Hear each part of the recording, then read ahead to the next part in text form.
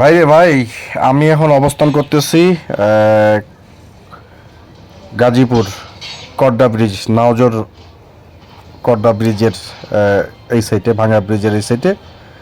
তো আমি আপনাদের যেটা দেখানোর চেষ্টা করতেছি সেটা হলো এই যে আপনারা দেখতে পাচ্ছেন যে একটি মেঘ, হ্যাঁ, এই মেঘটি সৃষ্টি হয়েছে কিন্তু মূলত এই যে কড্ডা পাওয়ার প্ল্যান্ট আছে, এই পাওয়ার প্ল্যান্টের ধোঁয়ার কুণ্ডলী থেকে এই মেঘটা তৈরি হয়েছে।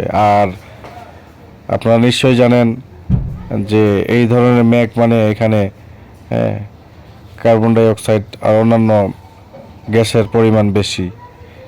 আর যেখানে জলবায়ু পরিবর্তন নিয়ে সবাই, সারা পৃথিবী চিন্তিত, সেখানে আমাদের দেশেই দেখেন ধোঁয়ার কুণ্ডলী দিয়ে মেঘ তৈরি হয়ে গেছে। আসলে আদৌ এটা ঠিক হয়েছে কিনা জানি না, আপনারা অবশ্যই কমেন্ট করে জানাবেন। আর আল্লাহ হাফেজ, সবাই ভালো থাকবেন।